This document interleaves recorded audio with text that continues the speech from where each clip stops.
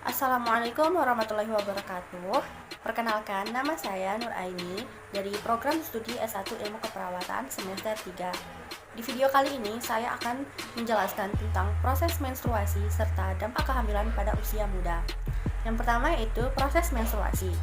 Proses menstruasi adalah luruhnya dinding rahim yang dipersiapkan untuk kehamilan.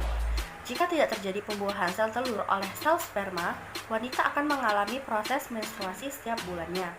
Namun, tiap wanita memiliki siklus yang berbeda-beda. Proses menstruasi merupakan sebuah siklus. Siklus menstruasi umumnya terjadi selama 28 hari. Dihitung dari hari pertama periode haid saat ini hingga hari pertama periode haid selanjutnya. Namun demikian, tidak semua wanita memiliki panjang siklus menstruasi yang sama. Siklus ini terkadang bisa datang lebih cepat atau justru lebih lambat, tergantung kondisi masing-masing wanita. Proses menstruasi dibagi menjadi 4 fase. Yang pertama, fase menstruasi. Jika tidak terjadi pembuahan sel telur oleh sperma pada fase menstruasi, lapisan dinding rahim atau endometrium yang mengandung pembuluh darah, sel-sel dinding rahim dan lendir akan luruh dan keluar melalui vagina. Fase ini dimulai sejak hari pertama siklus menstruasi dimulai dan bisa berlangsung selama 4-6 hari. Pada fase ini, wanita biasanya akan merasakan nyeri di perut bagian bawah dan punggung karena rahim berkontraksi untuk membantu meluruhkan endometrium. Yang kedua, fase folikular. Fase ini berlangsung sejak hari pertama menstruasi hingga memasuki fase ovulasi. Pada fase ini, ovarium atau indung telur akan memproduksi folikel yang berisi sel telur. Seiring dengan pertumbuhan folikel ovarium, dinding endometrium juga akan menebal untuk menyambut sel telur yang diharapkan sudah dibuahi sperma.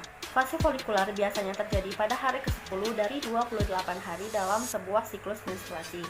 Durasi waktu yang dihabiskan pada fase ini menentukan berapa lama siklus menstruasi seorang wanita berlangsung. Lalu yang ketiga, fase ovulasi. Pada fase ovulasi, folikel yang diproduksi ovarium akan melepaskan sel telur untuk dibuahi. Sel telur yang telah matang akan bergerak melalui tuba falopi dan menuju ke rahim.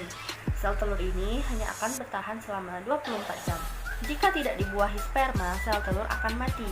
Sebaliknya, jika sel telur dibuahi sperma, akan terjadi kehamilan. Fase ovulasi menandai masa subur wanita. Ovulasi biasanya terjadi sekitar 2 minggu sebelum siklus menstruasi berikutnya dimulai. Yang keempat yaitu fase luteal. Setelah fase ovulasi, folikel yang telah pecah dan mengeluarkan sel telur akan membentuk korpus luteum di fase ini. Korpus luteum akan memicu peningkatan hormon progesteron untuk mempertebal lapisan dinding rahim. Fase ini juga dikenal sebagai fase pramenstruasi yang umumnya ditandai dengan sejumlah gejala seperti payudara membesar, muncul jerawat, badan terasa lemas, menjadi mudah marah atau emosional. Proses menstruasi ini terus berputar dan berakhir ketika seorang wanita sudah memasuki masa menopause. Biasanya menopause terjadi saat wanita berusia 40 tahun ke atas. Materi yang berikutnya ialah dampak kehamilan pada usia muda. Masa remaja merupakan periode terjadinya pertumbuhan dan perkembangan yang pesat baik secara fisik, psikologis, maupun intelektual. Usia remaja biasanya memiliki rasa penasaran yang tinggi dan cenderung berani mengambil resiko atas apa yang dilakukannya tanpa mempertimbangkan terlebih dahulu. Apabila keputusan yang diambil dalam menghadapi konflik tidak tepat, mereka akan jatuh ke dalam perilaku berisiko dan mungkin harus menanggung akibat jangka pendek dan jangka panjang dalam berbagai masalah kesehatan fisik dan psikososial. Kesehatan reproduksi adalah keadaan sehat secara fisik, mental, dan sosial secara utuh, tidak semata-mata bebas dari penyakit yang berkaitan dengan sistem, fungsi, dan proses reproduksi. Kehamilan remaja berdampak negatif pada kesehatan remaja dan bayinya, juga dapat berdampak sosial dan ekonomi. Kehamilan pada usia muda atau remaja antara lain berisiko kelahiran prematur, berat badan bayi lahir rendah, perdarahan persalinan yang dapat meningkatkan kematian ibu dan bayi. Kehamilan pada remaja juga terkait dengan kehamilan tidak dikehendaki dan aborsi tidak aman. Persalinan pada ibu di bawah usia 20 tahun memiliki kontribusi dalam tingginya angka kematian neonatal, bayi dan balita. Survei Demografi dan Kesehatan Indonesia pada tahun 2012 menunjukkan bahwa angka kematian neonatal, postneonatal, bayi dan balita pada ibu yang berusia kurang dari 20 tahun lebih tinggi dibandingkan pada ibu usia 20-39 tahun. Pernikahan usia muda berisiko karena belum cukupnya kesiapan dari aspek kesehatan, mental emosional, pendidikan, sosial ekonomi, dan reproduksi. Pendewasaan usia juga berkaitan dengan pengendalian kelahiran karena lamanya masa subur perempuan terkait dengan banyaknya anak yang akan dilahirkan. Hal ini diakibatkan oleh pengetahuan remaja tentang kesehatan reproduksi belum memadai.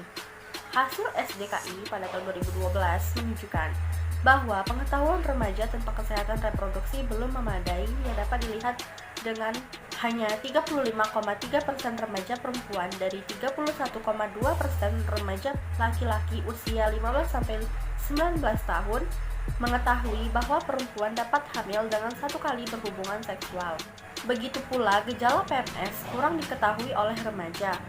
Informasi tentang HIV relatif lebih banyak diterima oleh remaja, meskipun hanya 9,9% remaja perempuan dan 10,6% laki-laki memiliki pengetahuan komprehensif mengenai HIV/AIDS.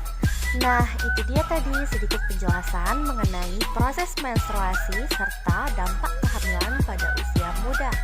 Semoga video ini bermanfaat. Terima kasih. Wassalamualaikum warahmatullahi wabarakatuh.